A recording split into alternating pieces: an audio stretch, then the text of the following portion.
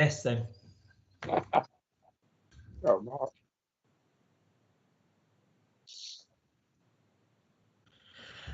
Thank you. Good afternoon, everybody, to colleagues and members of the public that join us today via our YouTube link. Welcome to our special full council. Joe, I'm getting feedback. Has somebody else got their mic on, or there's an echo coming through? Thank you. Without any ado, I'm going to move swiftly on to item 418/20, which is declarations of any disclosable pecuniary interest. I'm happy to receive those ahead of the item or when we arrive at the item. Do we have any disclosable pecuniary interest, colleagues? No, thank you. Thank you very much, Councillor Hollis. Item 419/20 is apologies for absence. I haven't received any. Thank you, Tina. Well, we're now into the meat of our meeting, which is item 420/20.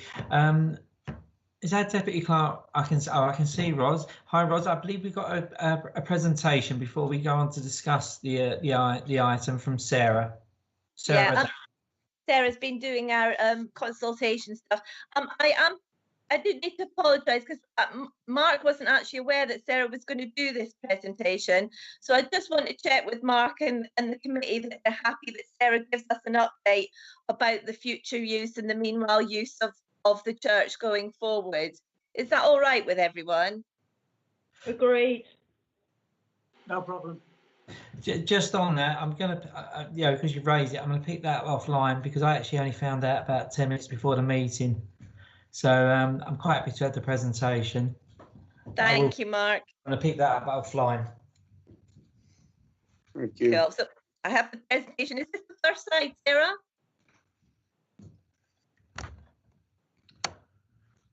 Can everyone see the first slide from Sarah's presentation? Yeah. No, I can't see anything yet. Just a moment. No, I've got nothing. No, I've got the content can't be displayed. Can you see that now? Nope. Sarah, No. if I make you a presenter, could you be able to do it? If I make Sarah the presenter, I'm wondering whether it's password protected. Nothing? Sarah? So you need to unmute yourself, Sarah. Hi, yes, I'm here. Sorry, yes, I'm happy to be presenter.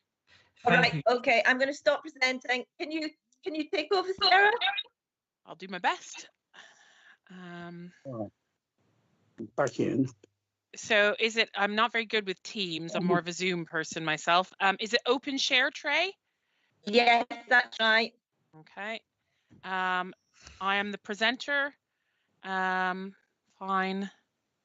So open share tray. Forgive me for a second, please. That's fine. Okay. Can you see my screen yet? No. No. So would you like to walk us through, if you can't do the slides, are you able to walk us through your presentation? I am absolutely able to walk you through my presentation, not a problem. Fantastic. Perhaps that's the best way forward. Okay. My presentation is meant to be short, and it's also it's a compilation of documents that I believe have already been shared with the council team. So there shouldn't be anything new on here, and Roz is in full receipt of them. What Roz has asked me to do is just to cover a little bit about our brief and what we have done for Town Council and our recommendations going forward. So in short, we were appointed in March to undertake a community consultation about the future options around St. Peter's Church. We were asked to consider a variety of potential possibilities from youth and community venue, art center, antiques, arts retail unit, indoor climbing venue, etc. We were asked to produce an options report, which then lists the advantages and disadvantages of those suggested options. And we were also asked to undertake a wide-ranging community consultation, including online surveys, face-to-face consultations where we could. Unfortunately, we were appointed at the very beginning of COVID-19, so we undertook face-to-face consultations via Zoom and explore with community and partner groups potential uses going forward. In June time, we presented to the council on the situational analysis of our work, and that covered things such as a review of comparators across the UK, particularly from deconsecrated churches, review of your audiences within the Thetford marketplace, of competitors, of a review of the current costs and the strategic context, such as the town plan and Breckland Council and Thetford Council priorities, as well as undertaking a PESTEL and SWOT analysis. Later on in June, early July, we did an update around the consultation, and we did 8 comparator studies via telephone interviews with other churches. We have had 87 responses to the general public survey, which ran for about 6 weeks in the spring. We undertook 18 interviews with community and local groups. We had interviews with 5 counselors, and we also had discussions with Ancient House Museum and the Keystone Trust. We also discussed and liaised with New Anglia LEP, Leaping Hare, Maryfield estate agents as well to get a sense of the current situation in Thetford. From there, we developed an options appraisal, which we presented to you, and the outcomes of that option appraisal was you're really in a position where there are a number of opportunities open to you, but there's not a particular leading there wasn't a particular leading one. And we recommended, because of the changing nature of the situation because of COVID-19, that the council consider undertaking a meanwhile use strategy, which essentially means a piloting and testing phase that you could apply for funding for, that allowed you to work with local groups, entrepreneurs, enterprises, to explore what was going to be the most socially beneficial, as well as most financially beneficial for the church and indeed for the council. I understand that that meanwhile use strategy was approved in early July. And since then, we were asked to develop what were the next steps in terms of the strategy. And we've outlined that in a document that was shared, I believe, last week or the week before.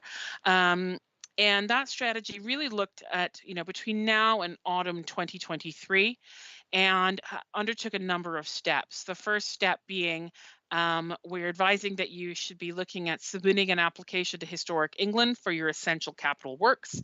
You should also be looking at project management and how you're going to take that forward. In November through to March, springtime, you could be looking at securing funding from the LEP. From our interviews with the LEP that was undertaken by a colleague of mine, they are quite interested in supporting anything that might bring continued economic development to the town. And that you could be looking at delivering that urgent capital repairs work, and also understanding and building that sort of wider plan for Bridge Street and White Hart Street. So rolling together how those areas can be benefited from a redevelopment and meanwhile use strategy at St. Peter's.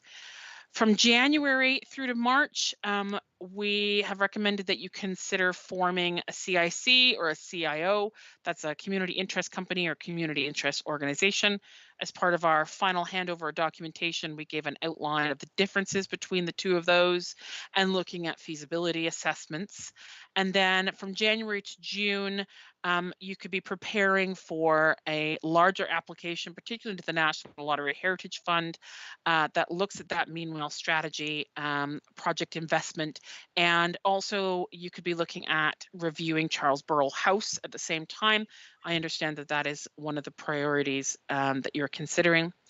With a goal of, in spring, summertime, you make a successful application to the National Lottery Heritage Fund and other potential match funders for a project in the region of £200,000 to £250,000.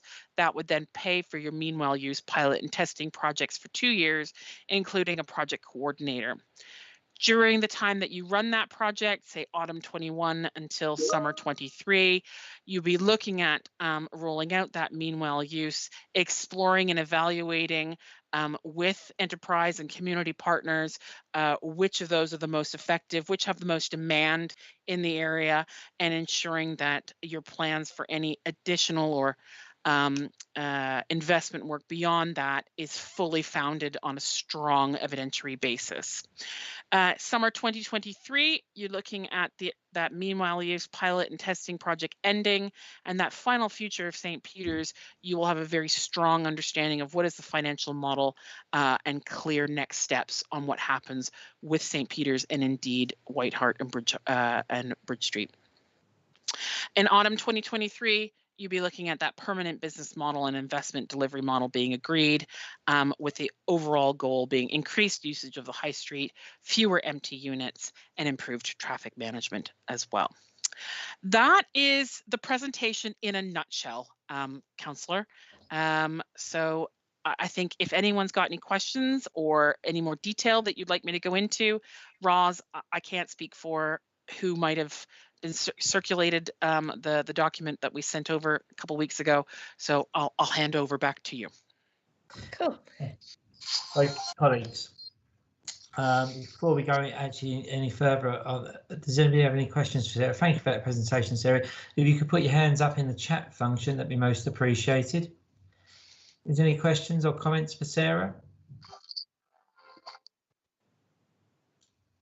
Not at the moment, Chair. Oh, no.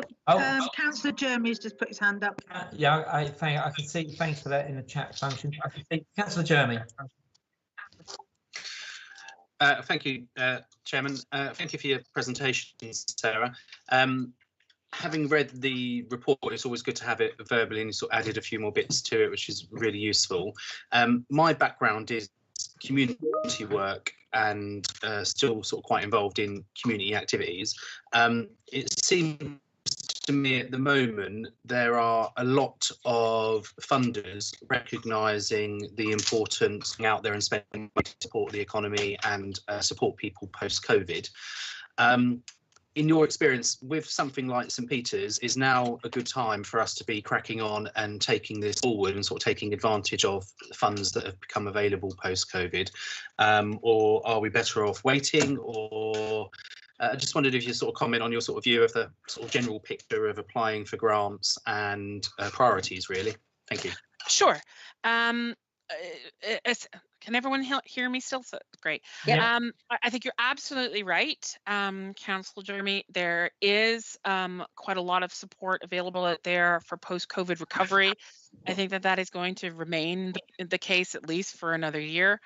I think that the critical issue for you is you need to define the outcomes that you want to achieve. We have given some recommended ones within our documents, and you also need to be working on considering how you're going to take the governance forward. Both are going to be key issues to actually securing that funding. I wouldn't recommend you going forward and saying, just applying for funding, of which a lot of it won't necessarily be around capital, but certainly there could be funding developed, particularly in partnership with community groups. And I see it as an opportunity that in the course of the next 6 months, which is what I've sort of outlined, sort of November through to March, a little bit beyond, that's the time to actually be developing what that ask looks like and taking advantage of some of those opportunities available, but making sure that you're doing it in partnership with potential organizations who are going to, be part of that meanwhile use. We want to really make sure that everything is very much tied together, very much, evaluated, integrated, and delivering against an agreed set of outcomes across partnerships. So I think the quick answer is yes. I think the slightly longer answer is I think that there's some initial partnership and governance work that needs to be done in the next 6 months in order to tap into that funding. Thank you. Councillor Wright, so you got your hand up? Thank you, Chair. Sarah, I was very much going along Terry's line about, is that you mentioned numerous funding sources there. Is it available? Because given everything is COVID related now, so you've answered that in part. But I'm also conscious that to develop meanwhile use, we need to have some partners who are going to come in and do some meanwhile use.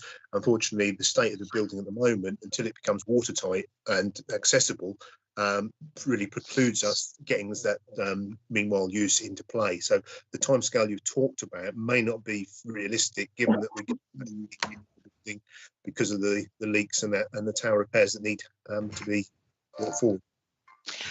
I think Roz might be able to comment on this. I think the idea is, and I believe Roz has had discussions with Historic England already, that they are open to an application now to undertake those emergency repairs so that you can have a watertight, secure building, so that you can look at developing that meanwhile use starting sort of from the project for meanwhile use wouldn't start until the autumn 2021. So it gives you really a year to get those capital works sorted. So that's sort of how we've broken it down into emergency works, and then that meanwhile use where we explore what are some of the options going forward. That is not to say that if there were additional, perhaps non-urgent capital works that were required in order to make the meanwhile use strategy happen, that could not be applied for as part of the project that we develop and start making applications for in the sort of the spring next year. It's just a case of understanding, what can be done within the Historic England funding and Roz's plan going forward. Roz, do you want to expand a little bit upon that, because you've been having the direct liaison with Historic England? Yeah, everyone, I sent the presentation out earlier, which is around the capital areas. So I spoke to Historic England last week, and obviously we've been working with them now for about 2.5 years. And the plan was always that once we'd done our phase 1 development, then we would be able to go back to them to the capital funding.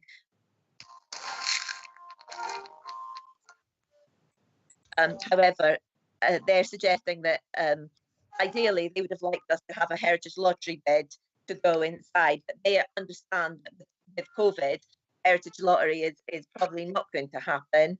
So in terms of their funding, probably you can't ever say it determinedly, but they reckon that if we put in for the 100,000 this year, then we could get our emergency works done and the access works done for that 100,000 plus our match funding of 45. So that would take us to a point that, for next autumn, we could actually use the building properly for the meanwhile use development, and hopefully get some of that LET funding that Sarah was talking about. I can see I've got no more questions for Sarah. So once again, Sarah, thank you for that presentation. Rod, this might be a good stage to move on to the next stage. I believe you've also circulated some slides with the proposal. Would you like to take us on to the next stage? Thank you. Thank you very much, Sarah. You're welcome to go now. Thank you very much, everybody. That was very kind. All right. Thank you, Sarah. Nice Cheers. Bye-bye. Bye. So there's the lovely St. Peter's Church.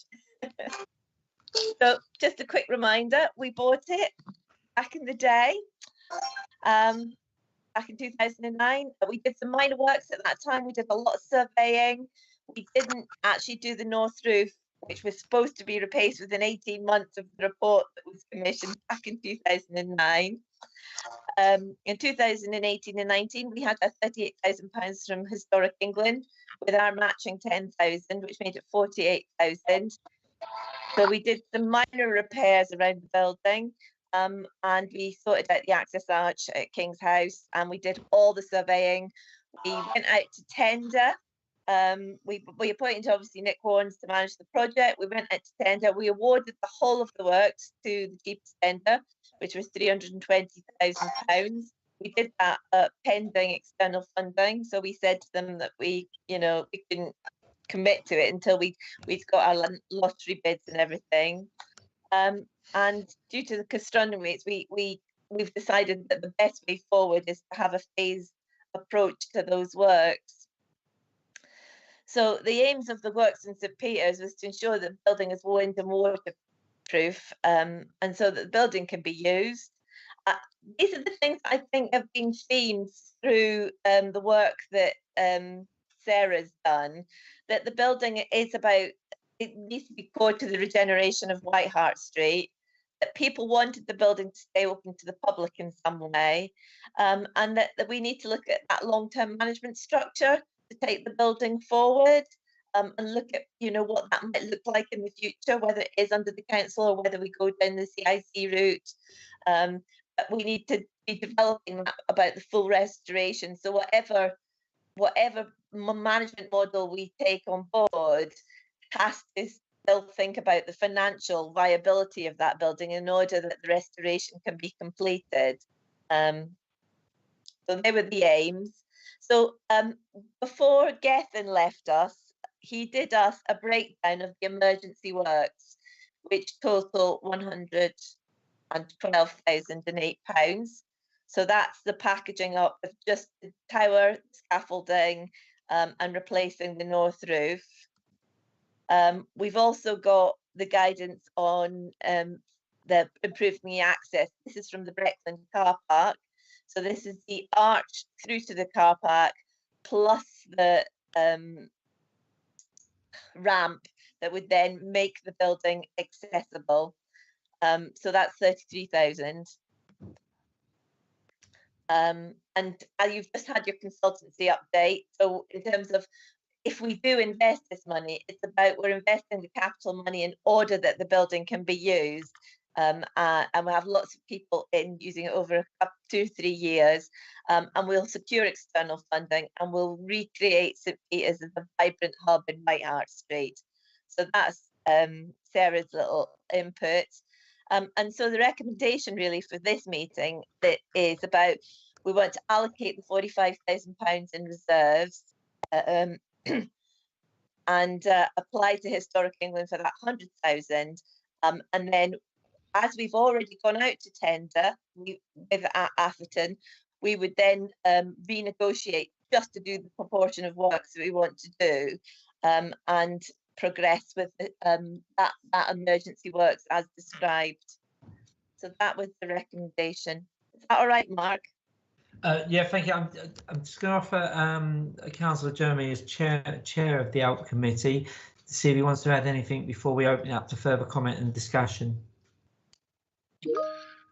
Thank you, Chairman. I'm happy with the recommendation, what's on the screen. I'm always conscious that we've actually allocated quite a lot of money to St Peter's over the years. What this step does, in my mind, is we put forward 45k, and that helps to unlock a chunk of money from Historic England, which is good maths in my book. If we can put 45k in and we get 100k added to the total, then that's worth pursuing. And it is worded there that it is subject to the Historic England grant being successful. So at this stage, essentially, we're being asked to get the go-ahead for the access works and to make it watertight, which is absolutely fine. The second stage, which doesn't have to wait until the end of the first stage, is to work out what on earth we want to do with it, which has been a standing question for as long as we've taken it on. But I think that work needs to get going straight, possibly through ALP. But for us here at Full Council, we need to agree the recommendation as a first, and then start having a conversation about what we do next and that project coordination and governance and all the rest of it. But as written on the screen, I'm perfectly happy, and if you want to propose it, I'm happy to propose it. Thank you. Okay, well, before we move to that stage, I can see I've got some hands up in the comments box. Councillor Barretto, Carla. Hi, Thank you, Sharon. My apologies again, got in a little bit later, and I was under the impression the meeting was about the repairs on Guildhall. In regards to this, there's 2 points I want to make before you proceed, please. The first one is I will stay out of this, as I always did since the beginning, since becoming a council last year, because of the conflict of interest, as me being being the main party representing the group that was renting the place and which has an ongoing dispute with the building. Now, the other point I want to make, and this is for, and I think I've been quiet about this issue for as long as I possibly could, is that it's been a long time since the group that I represent. Sorry, there's been a long time since the group that I represent left the building, and at the time there was an issue with the water damage and the state of the building. We apparently, from what I could understand from the part of the meeting that I picked up, is that we're still at the stage that you're still looking to repair the building and not knowing what to do with the building. I can't at this point at all participate in this remaining of the meeting for this issue, and quite frankly I think it's appalling how the building is being managed by the council, and which is quite embarrassing for me as a councillor throughout all this time, and we're still at this stage given all the situation, the history that's been behind with the group that occupied the building before and other groups that actually participated in the building. Thank you. Councillor Barretto, just to clarify, you're withdrawing from this item, you're declaring an interest, so thank you for that. And the other points you made are a debate for another day. They're not actually relevant to this item, so I suggest they're addressed on another occasion. Do I have any other comments? I can see our clerk's made a comment in the chat box. Would you like to share that, Tina? Yes, you know, obviously I'm not a councillor, so it's not my decision, but from where I'm sitting and looking at it, I do like the idea of a CIC or maybe a partnership group, particularly in the beginning as we're into COVID recovery. I think St Peter's can't be a one-trick pony, and that there does need to be several people using the building in order for it to become sustainable. So I think that we have to be very open-minded and perhaps not go down the traditional route of it just being one user or one organisation, and perhaps expand our thinking that perhaps in the future there may need to be a partnership group perhaps, and that 2 or 3 people share that building. Thank you, Tina. Now I've got Councillor Cannon, I've got Brenda next, and then I've got Councillor Taylor after Brenda. Thank you, Mr. Chairman. I don't know if you can hear me because I'm on my phone, so hopefully it's coming through okay. I'd like to agree with Terry, but what I'd also say to Terry is that as we're doing it in stages, but have one big plan. Plans can alter, but I think we need to have a long-term plan up and ready as soon as possible, and then we can do it in stages. You know, plans can alter, so but I'll just say that I'd confirm with what Terry said. Thank you. Thank you, Brenda. Mark? Yeah, just listening to the town clerk saying that we've got to have multiple people in there rather than one. Can she show me the working out and the sums? What happens if somebody with money on their own comes in with a good deal? It's just the statement she just made doesn't make sense without showing me some sort of working out. Thank you. If I can reply to that, it's just a suggestion because we know, but of course if you have somebody that you know, Councillor Taylor, has the ability to take it on and they are sustainable, then absolutely one owner would be perfect if that could be a sustainable answer. I didn't say it should have to be. I said it was a suggestion, and that potentially we need to broaden our thinking to perhaps look at solutions that we haven't done in the past. But if one tenant can fit all those things, then absolutely, that's brilliant. As long as we get somebody in there and it's used, I think that's all that anybody's after. Thank you. Councillor Wright, Stuart. Thank you, Chair. Just like to second the recommendation as it's put forward there, because if we don't do something, we'll have an asset that we can't do anything with. At least this brings it into play to bring it as a usable asset, and from there we can move forward. I'm open to suggestions on any particular users, just to get the building up and running. So I think the recommendation's tabled. I'll second that, and hopefully we can move the vote on that. I do question the allusion to the regeneration of White Hart Street. It is our best preserved street architecturally, and I don't know whether these are just words or whether there is some greater plan to enhance the streetscape there, because we do need to be moving that forward as well. Thank you. I've got the Deputy Town Clerk. Ros? Just to say that in my conversation with Historic England, they are extremely interested in Thetford, and that's across the regional department. And they were, just before COVID, they were going to have their own little